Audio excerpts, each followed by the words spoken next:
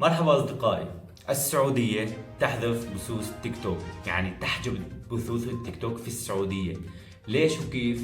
هذا الفيديو رح نعرف، فخلينا نبلش.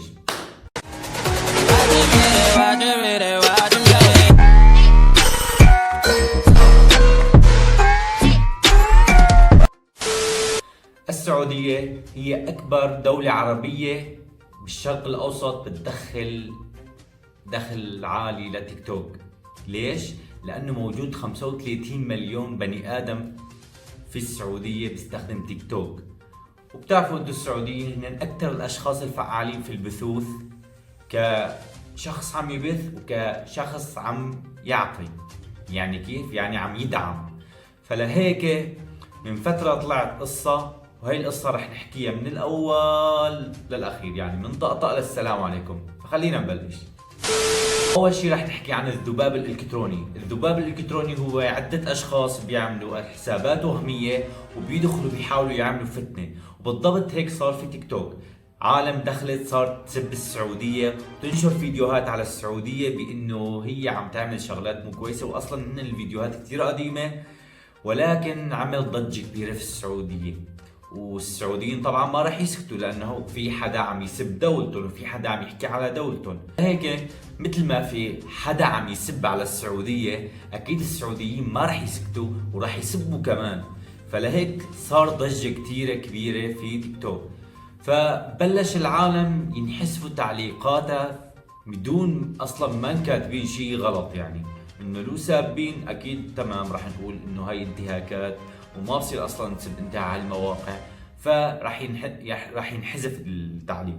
ولكن كانت التعليقات كتير عادية وكتير يعني ما لا اي داعي انك تحسبوا انتم كمركز تيك توك.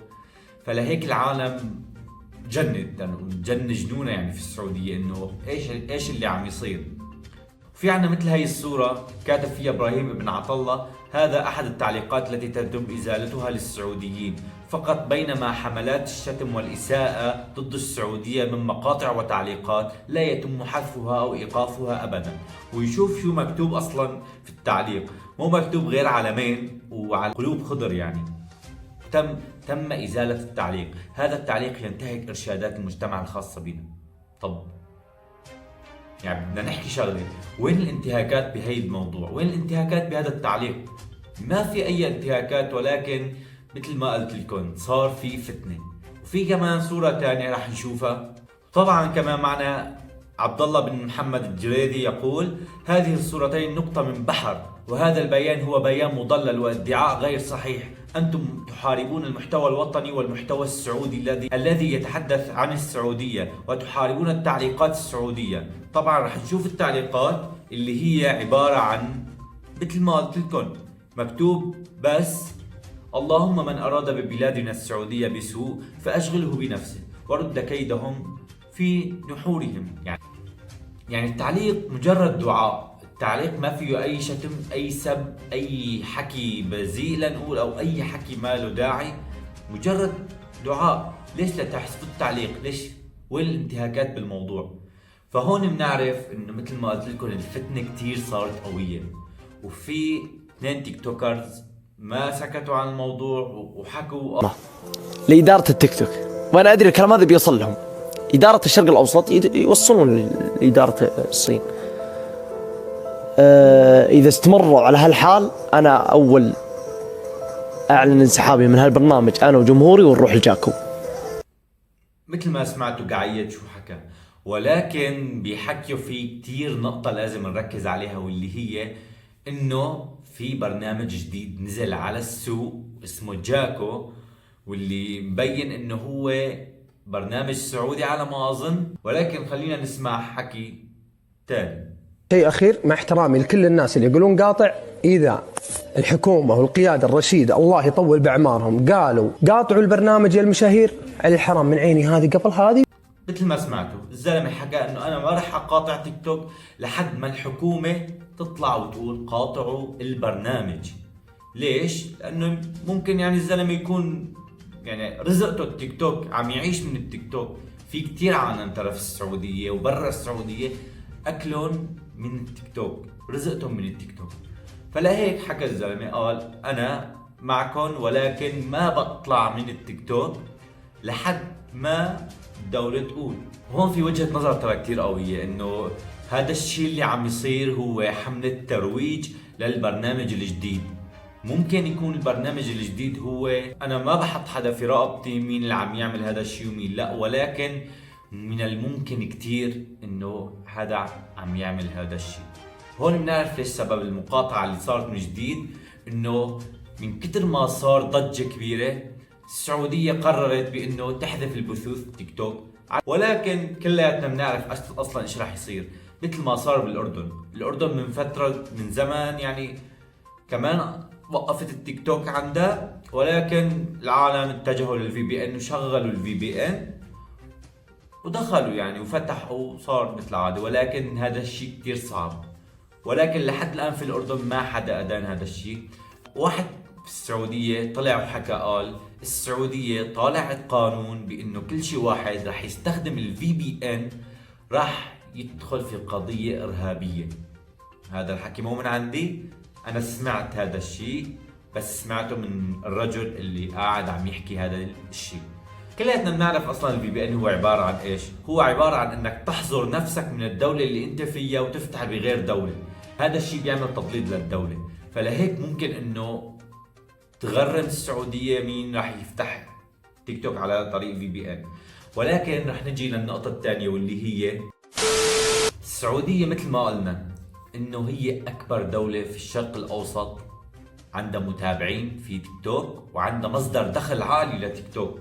فاكيد تيك توك يعني ما راح تنبسط من هذا الشيء اللي عم يصير، لانه يعني بنعرف السعوديين نحن كيف، واكثر اللي عم يفتحوا بثوث داعمينهم سعوديين. فشقد في ناس رح تخسر شغلها، رح تخسر البثوث، رح تخسر الداعمين، بما انه في كتير داعمين ما رح يرجعوا يدخلوا، ما رح يرجعوا يدعموا. وهذا الشيء نوصل لمرحلة انه ممكن يكون في حدا عم يروج للبرنامج الجديد واللي هو هداك، ما رح ارجع اقول اسمه. ليش؟ لانه في كتير يعني تيك توكرز سعوديين هن داعمين كتير للتيك توك، وهذا البرنامج عطاهم مصاري مشان يروجوا له للبرنامج الثاني. وممكن كمان انه السعودية تكون خلص رح تحذف التيك توك كله من السعودية وتتجه للبرنامج الثاني، لأن البرنامج سعودي بحت. وثاني شغلة يعني أكيد الخلق رح تربح فيه هنيك أكتر، لأني رح يكون طبعا مو مثل التيك توك. التيك توك بياخد كتير أرباح. فلهون بنعرف شغلة، بما أنه في كتير روجوا للبرنامج وراحوا على البرنامج وصار يحكوا فيه والدعم والبسط وهيك، فأكيد كل شي واحد ما رح يضل عنده دعم سعودي راح يسكر التيك توك، ما راح يرجع يدخل له. وانت بتعرف انه اذا انت دخلت على التيك توك كتير راح يربحوا، لاني مو بس انت عم تدخل، في كتير عالم عم تدخل، فمصدر ربحهم من انك تدخل وتتصفح وتدخل وتدعم. فلهيك فمثل ما السعوديين راح يقلوا كتير في تيك توك وراح يروحوا لهداك البرنامج، فصار مثل ما انك انت عم تحط طعم للعصفور لحتى يجي ياخده. فلهيك العالم راح تصير تنتقل على هداك البرنامج ويشتغلوا على هداك البرنامج. بس في شغلة وحدة، حاليا هداك البرنامج هو رقابته قوية وعم يحظر كل شي حدا عم يسب او عم يعمل اي شي، ولكن حاليا لاني لسه العدد قليل، فهل اذا صار العدد كتير يضل هي الرقابة موجودة؟ ما بنعرف، الله اعلم. فهون بنوصل لاخر نقطة واللي هي 75% لسه السعودية ما طلعت حكت مثل العادة، ما طالعت القرار المليون بالمليون. ما بنعرف شو رح يصير لسه على الوقت، بس اللي بنعرفه هون بنعرف انه عم تصير فتنة كتير في السعودية، واللي عم يطلع بيطالع هذا الذباب الالكتروني عم يطلع بيسب على السعودية وبيعمل فتنة، ولكن اللي عم يرد عليه كمان عم يعمل فتنة أكتر. ليش؟ لأنه أنت وقت اللي عم تعطي قيمة لهذا التعليق اللي ما بنعرف أصلا حسابه فاضي، أصلا ما فيه حدا بكون فيه متابع او متابعين، فانت عم تعطي قيمة لهذا التعليق وعم ترد كمان رد مو كويس، فلهيك رح بتصير فتنة كتير قوية.